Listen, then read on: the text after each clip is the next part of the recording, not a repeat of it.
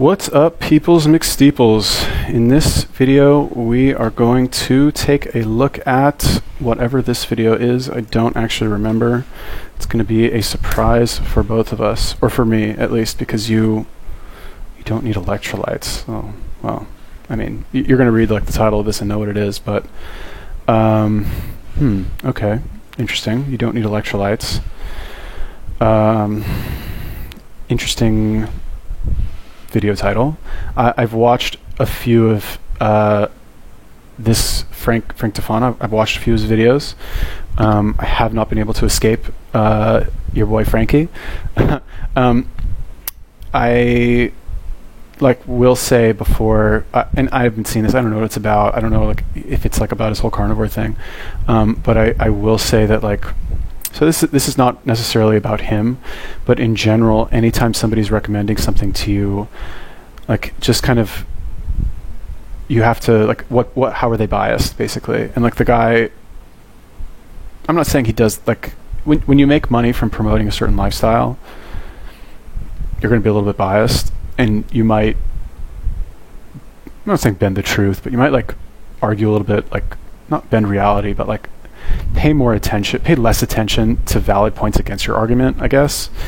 But anyway, this video is probably not even about that, so I guess let's just watch this. People are always asking how to get electrolytes, mainly potassium and magnesium, especially on a ketogenic or carnivore style diet.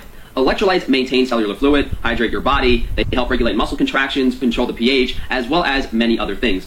To sum this up briefly and quickly, these electrolyte minerals are synergistic, and consuming them exogenously, aka artificially, outside of foods, in supplemental form or unnatural ways, can cause imbalances and issues in the body very quickly, some of them to a dangerous extent.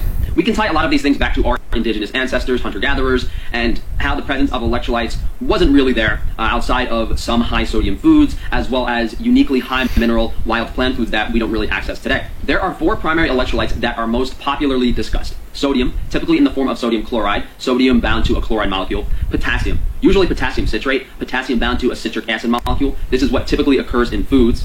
Magnesium. All right. Maybe I'm just I've done too many videos today, and my patience is not what it normally is. But this is the type of video that is. I'm not talking about him specifically. I guess what I mean is this is the type of concept where my opinion is going to be who even cares about all this shit? Why? And I understand the guy's trying to make videos. He's works very hard. He's got he's working very hard on his YouTube thing. I get it. I'm not saying why'd you make this video, dude? This is just this concept of let's talk about these molecules that your body might need in certain amounts because maybe you need them, maybe you don't, and here's how they work, and here's why you should or shouldn't take them. All of this stuff is, number one, virtually impossible to measure by you, random person who's watching this, or me, and number two, has virtually no effect on, it's impossible to measure, and is not going to have much of an effect on any sort of test that you're going to do on yourself. Not going to have an effect on how you look. It's not going to have any effect on how you perform athletically. So this is just videos like this is fuel for YouTube beef, or vegan argument beef, vegan carnivore argument drama. You know what I mean? And again, it's also possible that I'm just I need a break because I've been, what time is it now? I'm 3 hours into my session here. But let me just hear him out. Chlorate or magnesium oxalate. So magnesium in animal foods is bound to an amino acid taurine, and magnesium in plant foods is bound to oxalic acid. Some people might be familiar with oxalates. The form of magnesium in animal foods is multiple times more available to the body than the form of magnesium found in plant foods. So keep in mind, some people might be bragging that they're getting so much magnesium on their plant-based diet. The reality is, the input is not necessarily what is absorbed. That's something we always have to keep in mind with minerals and elements, is the bioavailability of the chelation. A chelation is when a molecule is bound to another molecule, and depending on what that molecule is bound to, it could be incredibly available, like potassium citrate has I think 90% plus availability, or magnesium, where most forms of magnesium don't really have an availability above 30 or 40%. Calcium can occur in several different chelations. The form that's in water is calcium fluoride, and we don't really absorb it. But consuming calcium in excess is not natural, and it is dangerous to our bodies. It is one of the primary causes of heart disease due to calcification. I have addressed this in... So, like, this is, like I said before, this is like, and not a dig against him. I'm just talking about like this style of like content creation, I guess, or like presenting information. Like, I understand the appeal, right? People want to like, they're like, well, how can I win an argument, you know, on Facebook next time? Like, let me watch this video. Because like, do you need to know this? Like, actually, like, why do you need to know this? You don't need to fucking know this shit. Like, chelation, like, let's say binding this molecule to that molecule. Like, what do you do that you need to know that? Like, seriously, like, ask yourself, please. Again, not a dig against the person who recommended this video to me. I'm saying, like, in general. Now, what he did say that I liked is that, and this is, I'm soundbiting here, but the nutrients that are in food, actual food, are more bioavailable than supplements, right? True. Like, I'm gonna say that's true. Like, do I know? Do I like draw my blood and like do studies on myself? Like, no. But number one, I don't actually care. Number two, it's obvious because when I eat actual food, I feel better, look better, and perform better than when I take a bunch of supplements to like mimic those foods, right? And just like it's plausible too that synthetic supplements are not as bioavailable as like stuff from actual food, right? Perfect example is vitamin D. I've said this before, but when I was living in New Zealand, I read this book about vitamin D, how it like cured all of this guy's like health issues, and he was taking like between 50,000 and 100,000 IUs per day. Recommended daily allowance is 1,200, and he was taking 50 to 100 times that, essentially. And I was like, I'm very experimental, obviously. So I was like, okay, I'll try it. So I bought this vitamin D. It was 5,000 IUs per pill, okay? And I would take between 10 and 20 a day. Notice absolutely zero difference at all. Like, I had like awful skin issues at the time. Didn't do anything for that. Like, zero effect whatsoever, zero effect on mood, zero effect on like energy levels, like nothing. Vitamin D you're supposed to take during the day because it's released like when your body like is hit by sunlight or something. It's like a daytime hormone basically, and I was told that like you can't take it at night, otherwise you won't be able to sleep. I fucking took that shit at night a couple times on accident. Zero difference at all, like none. Was it a bunk bottle? Maybe, it's possible they just gave me like fucking vegetable oil or something, but like I noticed nothing from it. However, you put me in a country that has like sunlight, like actual sunlight, and I go outside for 15 minutes or an hour or 2 hours, and I feel like I have all my worries are gone. I have no problems. Skin clears up like that, and I'm not like eating anything. You know what I mean? So, you know, and again, like I'm sure there's other benefits to sunlight that science hasn't discovered yet or like pinpointed. So not the best example, but just to give you an idea that like, does this matter, I guess.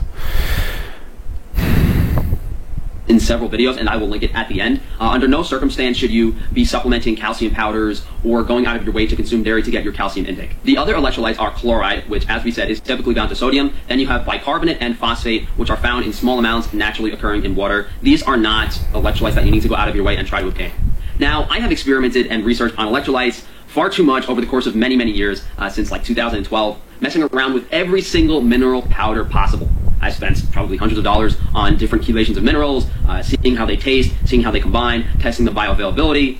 I've also messed around with many high electrolyte foods, juicing certain things, you know, looking at many nutritional databases to figure out, you know, which plant foods have the best availability of certain electrolytes.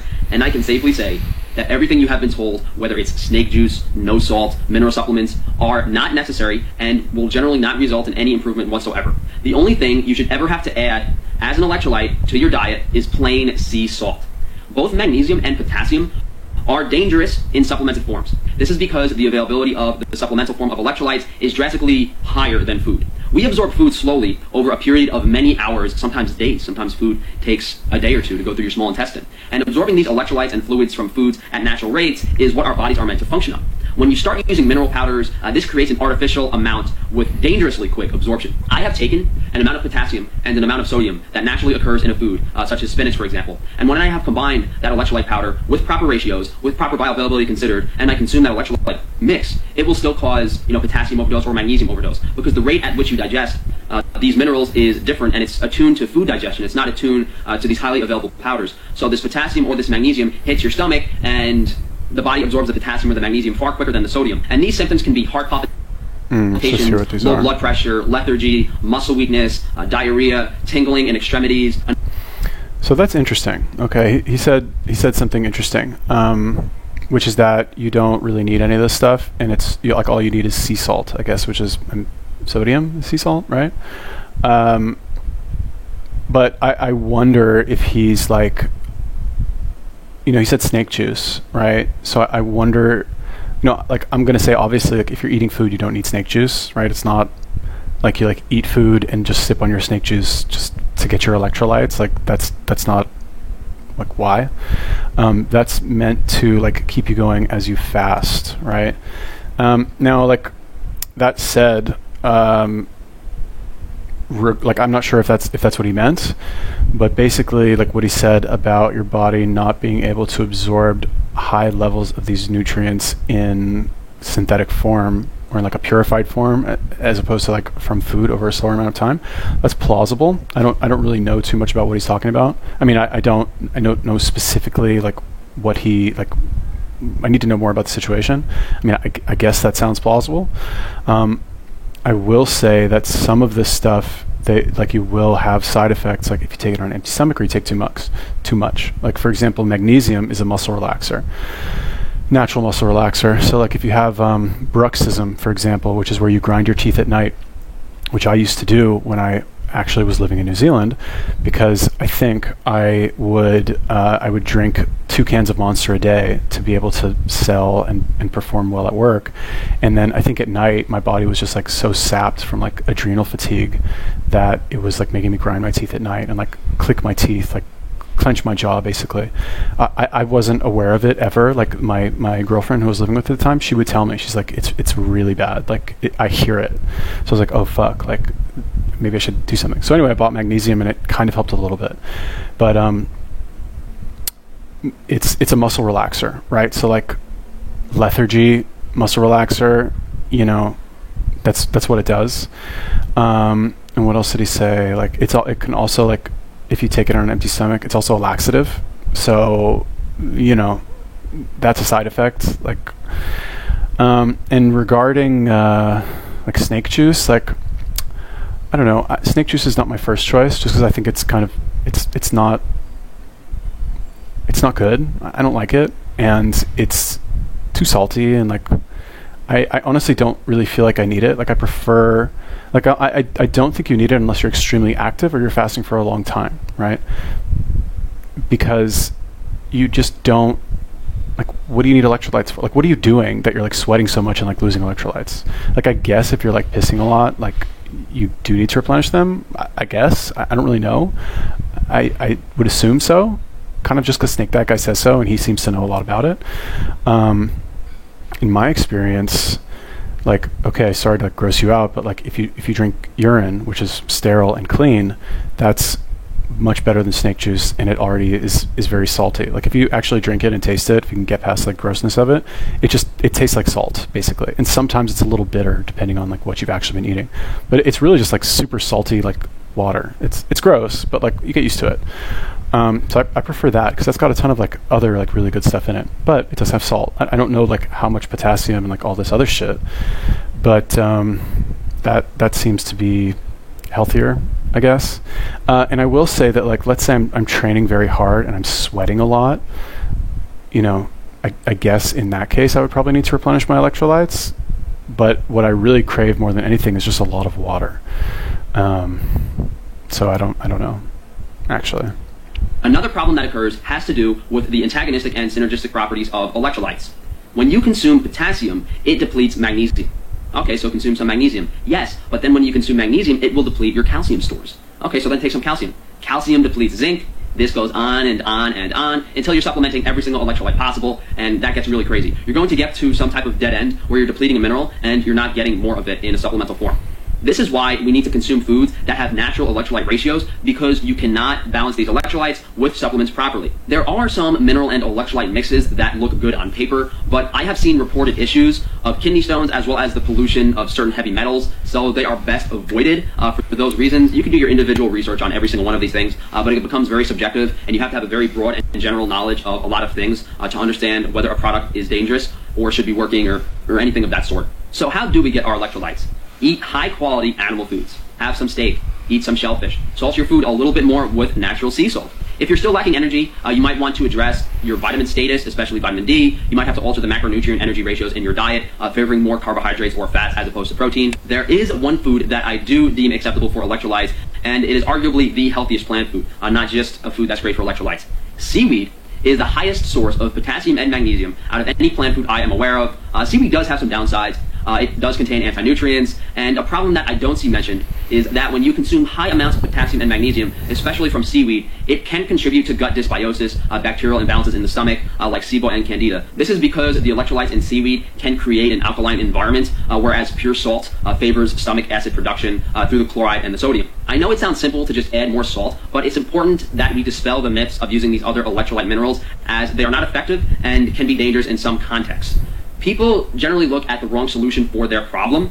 If you're having an energy issue and you do take electrolytes, you should notice an immediate fix or an immediate difference. If you're taking electrolytes and you don't notice any changes, and this applies to anything in health, if you do something and you don't notice a difference, stop doing it because it's not working. Thank you guys for joining me today. If you could. Okay, so that was like intelligent. You know, that's the takeaway, I guess, from this entire thing, which is kind of what I've been ranting against this whole time, is like, why the fuck are you like, not him, like in general, why do people focus so much on like, well, I have this mineral and that mineral, and like, well, I ate a piece of spinach, that means my, zinc is more depleted today. Like, oh no, who actually cares? Like, what are you doing that you like? What kind of lifestyle do you live that like, you like were more tired when you picked up your kids from school because you ate spinach? That's like what you think. No offense, but like what he said is like, do you notice a difference? Yeah, placebo, fucking whatever. Like, who cares? Placebo. But do you notice a difference? Is it a good difference? Okay, keep doing it. Do you not notice anything or like a bad difference? Then stop. Right? And that's kind of that's like what I say about like science in general. Is like, it's a good starting point to do a test, right? Like that's it. You know what I mean? Like, okay, you want to win arguments on the internet.